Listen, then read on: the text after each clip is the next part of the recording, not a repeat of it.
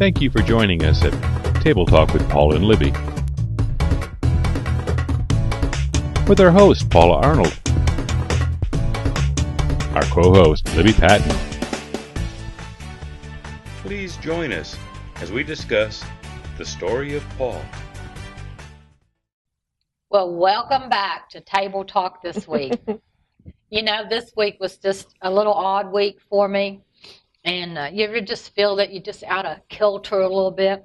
Out of sorts. Out of sorts, Mm-hmm. Yeah. So I called Libby up, or she texted me or something, I don't know.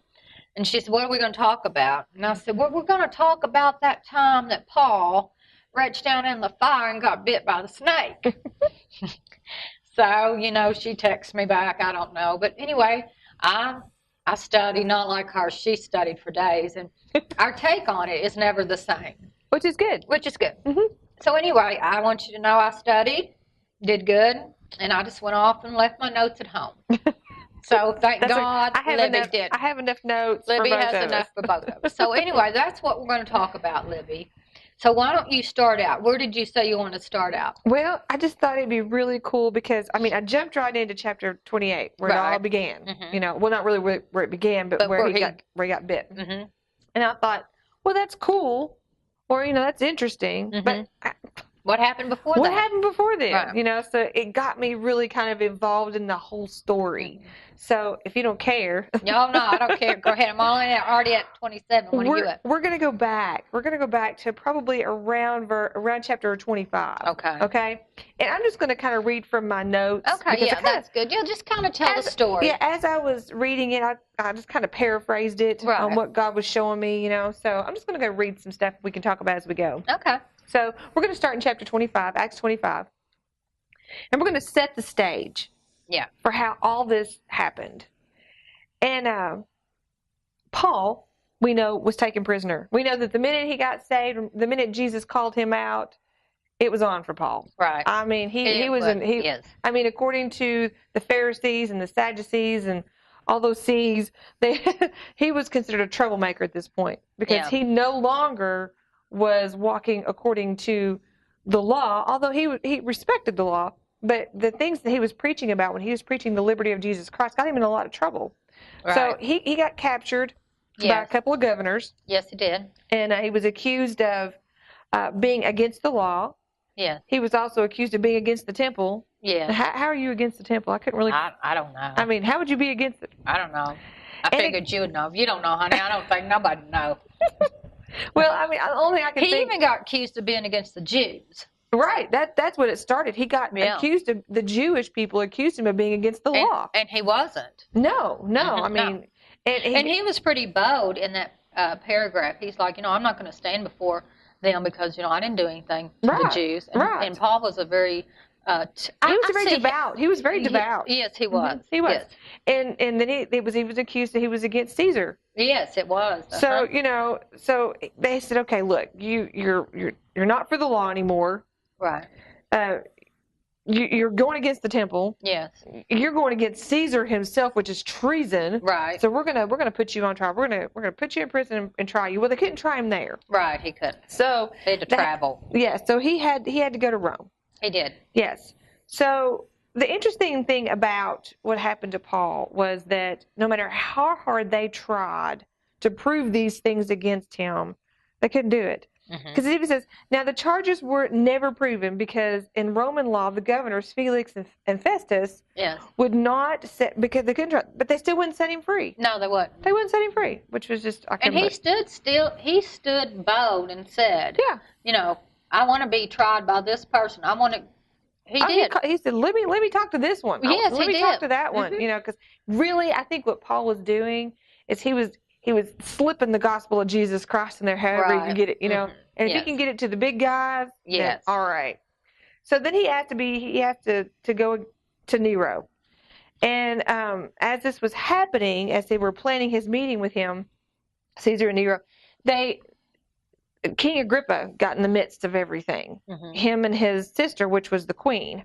And they got into the midst of it, and the governor was kind of consulting with King Agrippa, and he was like, I got this dude, Paul, and he is just straight up blaspheming the church. He's coming against Jewish law. I mean, and I don't know what to do with him. How do I write this up as we ship him off to Rome to be tried? How do I do this? Right. So King Agrippa was like, well, I won't talk to him.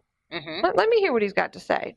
But I don't know that King Agrippa was actually was that interested in what he had to say. As it was entertaining. Right, but what I really liked about Paul, each time he went to somebody, he told the story of how he was going down the road, and he wasn't serving God, he was killing people, and then Jesus called on him, and he said, "Who are you, Lord?" And he told him, and he didn't care, he just told him. He told everybody, over and over again. All creation, whoever would listen to him. Yes. So I'm sure Paul was getting excited. He was like, I'm going to go before the king. Yeah. I'm going to get to tell King Agrippa, because he was a heathen. Yeah. King Agrippa was a heathen. I like what he said in this one thing when he's talking to somebody. He goes, "I'm not insane. Right.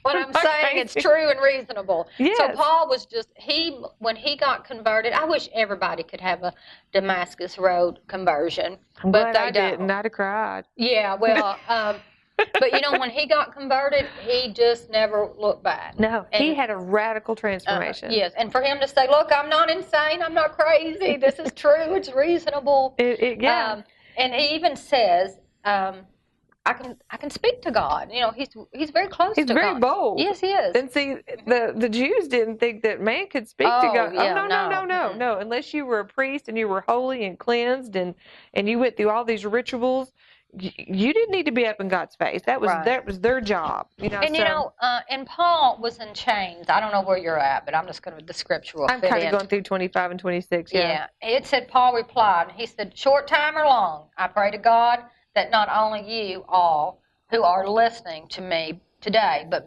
become what I am, except in these chains." So evidently he was bound in chains, and he was just going around. Can you just imagine? I love Jesus Christ. Jesus has done this for me, and he's bound in chains. Mm-hmm. And he's just wanting everybody to find that love that he has for God. Yes. I think one of the most profound things that Paul said, and this marked my conscience, I almost posted it on Facebook. This is when I was studying this. But number one, during his experience on the road to Damascus, Jesus spoke to him. And we'll get to that in just a minute, but he realized that Jesus Christ was alive. Yes. See, he knew that he had been crucified. Right. He knew that he died. He'd heard the stories how he'd risen. Right. He never witnessed that, though. But he got to witness himself, Jesus, alive. Yes, he did. And when he got that revelation, what he said next was so profound. He says, it wasn't the faith of the Christian that created the church, but it was, in fact, the resurrection that created the church. Oh, that is so good. I almost posted that. You should have. I should have. You would have looked so smart. I would have. I know it. Right? But instead I just highlighted it for the show. That's okay. But that became Paul's conviction. Yes. That it wasn't the faith of the people. It was the fact that Jesus Christ was resurrected from the dead. That's good. That was just beautiful, I thought. That was good. Jesus told Paul that no one would be able to touch or destroy him until his work was done. And that's in Acts chapter 16. So I'm kind of going back a little bit. Yeah. And Jesus commissioned Paul to go. So Paul finds himself on a ship to Rome. This is where we're at now. Paul finds himself on a ship to Rome. So we're in Acts 27. Mm-hmm. And this is where some of the miracles began. Yes. I thought it was interesting because Paul, he gets on the ship. He knows he's getting ready to go to Rome. Like you said, he's in chains. He's he has every right to be disheartened and just, God, why are you doing this to me? But he's so close to God. He's talking to him every day. He's praising him. He's thanking him. But you know what? I want to read this. In 27, he's set sail for Italy. It says he's going. Mm-hmm. And it says the next day he landed in Sidon, and they made lots of stops along the way. Julius, Julius, in kindness to Paul, allowed him to go see his friends that they might provide for Paul's needs. Yes. So see, Paul had favor with God, even though that he was in that situation. Yes. So what I want to tell you today, that even if you're in a bad situation, God can still give you favor. Yes. And he can still provide for you. and he can be there for you, because that's what it says. It said, in the king's, out of the kindness of the man, he allowed Paul to go see his friends so they might provide for his needs. Right. And I just thought that was so beautiful, because so many times we're going through this journey, we're going through this battle, and little blessings will come our way. Yeah. But if we're so consumed with the battle or with the storm, because that's what we're going to experience here. Is what happens. Paul and his crew go through a terrible storm, a long, drawn out storm. This thing didn't happen for just a couple hours. Oh, that's it was for days. Yes, it was. The storm went on. So even through this storm, through these battles, if we can just keep sight and recognize the little things that God's saying to us or doing for us, to carry us through sometimes I think, Libby, it's the little things to me in life that help me through. It's not necessarily the big things, because sometimes a big thing you get over quickly, but it's the small little things that like when your babies or Bubba Ray comes and gives you a hug or a kiss. That just blesses me when River comes and loves on me. She says, "You're the best mommy in the world." And I'm like, "Aw." Well, Bubba Ray really loves Lisa more than he does me. But anyway, but anyway, the other day I got out of the car and he goes, "Oh, I love you, sweet pea, kiss me." And so, but he's gonna be a little charmer. He is. But anyway, it's the small things in life. It is. But we're going to have to take a break, and when we come back, we're going to talk about the shipwreck. Okay, great. Frankfurt Prayer Initiative, which is 7 hours of prayer at 7 churches over 7 months. We're on prayer session number 6. It'll be October the 3rd, Monday, at St. Peter's Anglican Church, 121 East Todd Street, down by the new Capitol building.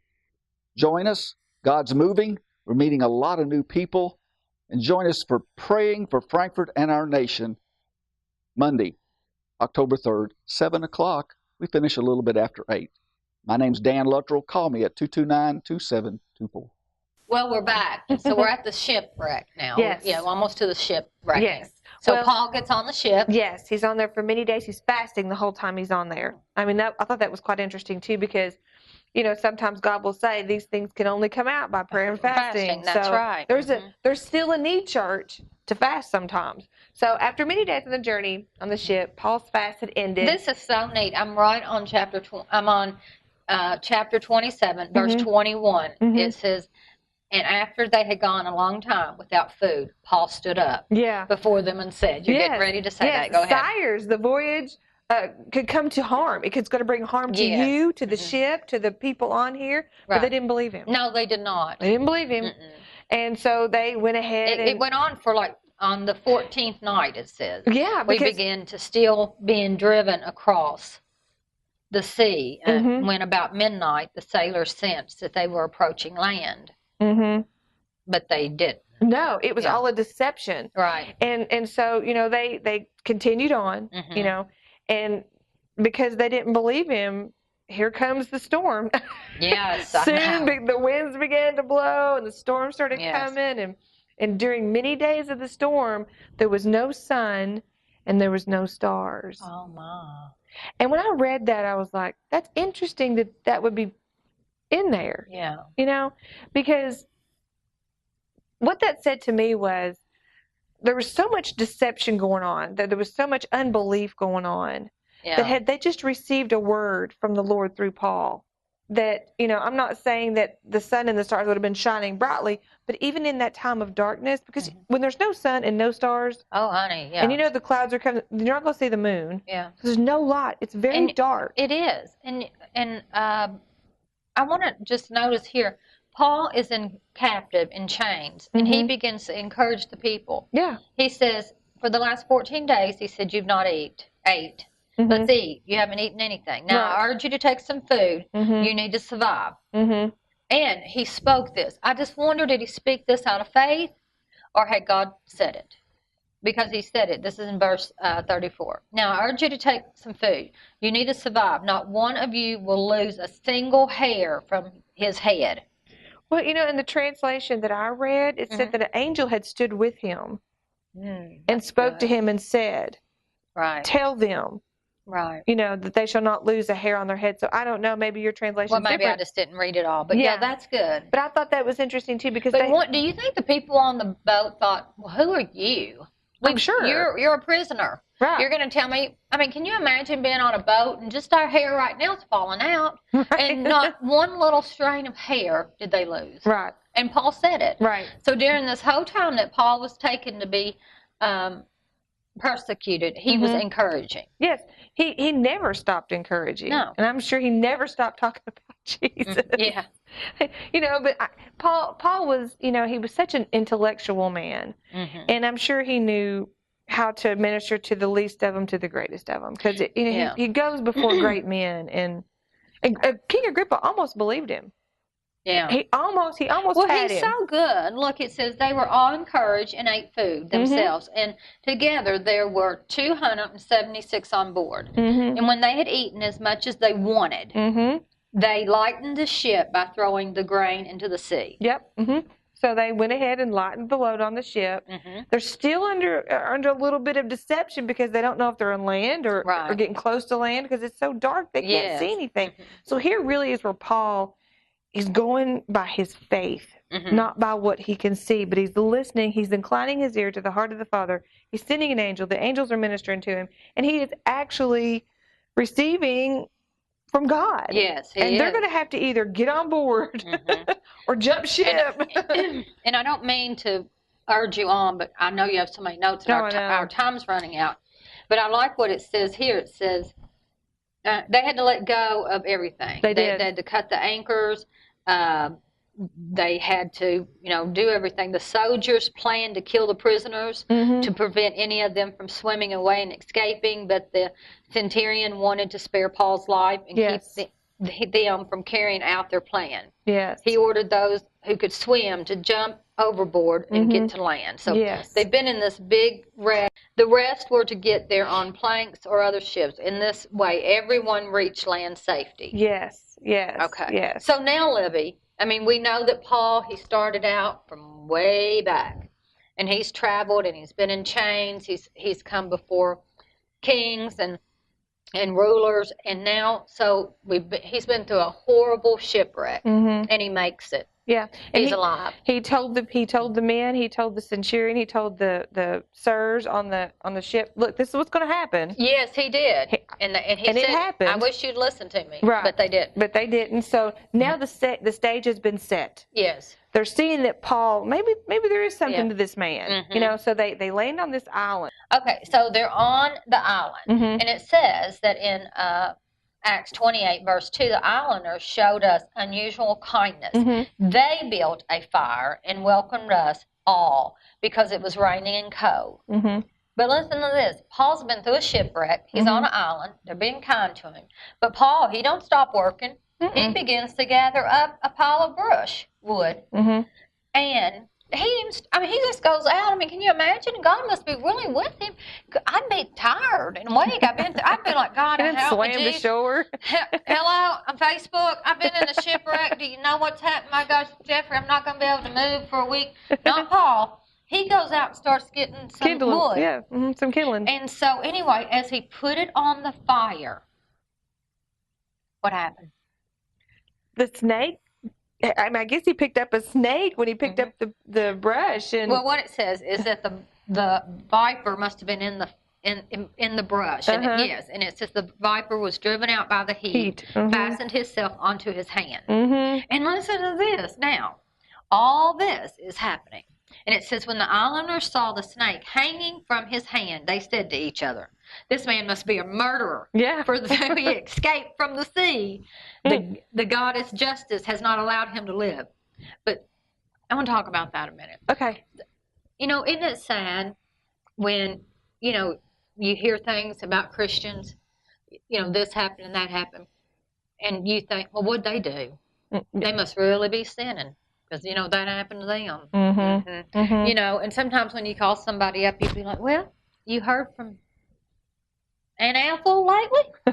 But what you're really saying, what's she been doing? Yeah. I heard what she did, and now she's sick. But, I don't believe God works that way. No, he does not. Paul didn't do anything. He hadn't been bad. He really hadn't done anything. But anyway, it says that then the islanders saw the snake hanging from his hand, and they thought, is he a murderer? But Paul shook the snake off into the fire and suffered no ill effects. Right.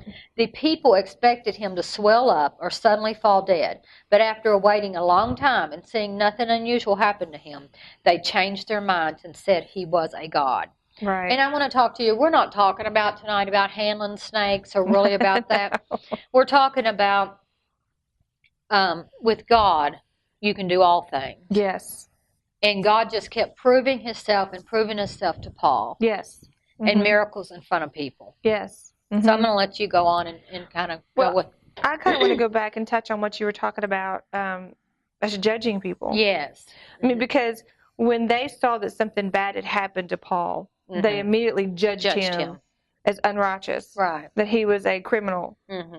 And so many times, I believe in the body of Christ, like you said, we'll see something bad happen to somebody, right, and think, well, they weren't praying enough, or they must not be tithers, or I mean, depending on what's going on with them. I mean, that has been the fallacy in the body of Christ. And we're curious people. We are curious people, and if we don't know, we'll make it up. Yeah. I mean, not us, or not us, not you, but just, but typically, and, some of, you just. It's sad that we judge people and we think, wonder what they did wrong. I hate it when people say this. Well, she's the church-going girl, and she's just going through that. I mean, that family's just gone to church all their lives. They still just had bad luck and just not things. But really, what you might not understand is that everything that you're going through, because God is really setting Paul up. Yes, He is. To do something miraculous while he's on this island. Yes. And you don't know that. No. When you're walking through the storm, when you're walking through the battle, and all these things are coming at you, I'm talking about accusations. Yes. I'm talking about. Well, you know what? It'd be like this: if you got bit by a snake or bit by a spider or whatever, and I'm just sitting over there thinking, well, let's not help Libby. Let's just see if she swells up and dies. I mean, evidently they didn't rush to him and try to, do anything. They was just say, okay, let's say, he must be a murderer. Obvious they were supernatural people. They believed in something supernatural because their first thought was, well, the snake bit him. So who was the goddess they talked about? Oh, yeah. Mine says, when the barbarians saw the venomous beast hang on his hand, they said among themselves, no doubt this man is a murderer whom has escaped from the sea, yet vengeance suffers not to live. So they're thinking that he's, something supernatural, because they said, then later on, when they saw that it happened, that he was a god. Yes. So it wasn't that they believed in God, the Almighty, the I Am. Right. They believed in something supernatural, something outside of the things of God. So. And two, I want to go on and read this. This really makes me happy. After that, they went on to someone's estate, and the chief official of the island welcomed them into their home. And the chief's father was sick. Yes. And Paul went in and prayed for him, and God healed. He laid hands on him. Yes, laid hands on him, and he got healed, and he got up.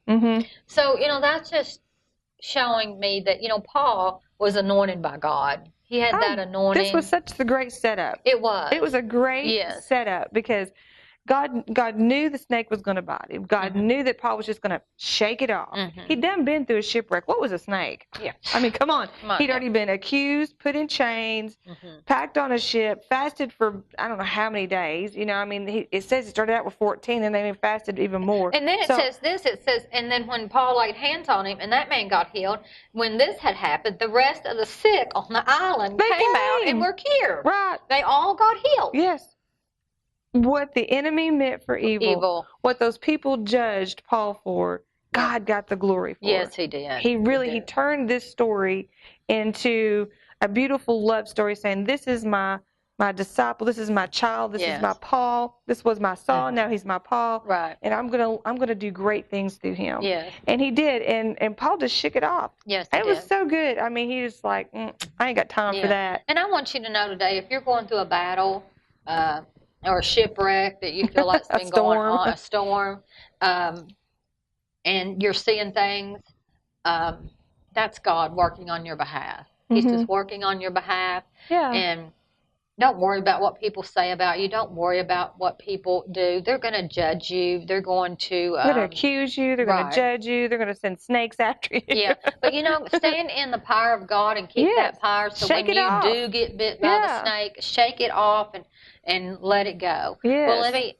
I hate to tell you this. I know it's time to go. It's time to go. So what is the last word you want to say? I want to say it. Just basically, I want to just confirm what you've said. Just go with the glory of God. Shake those things off that are trying to come at you or what you're walking through. Stand in the glory of God and let Him do the miraculous through you because He's created you for that. Yes, amen. Amen. God bless. We'll see you next week.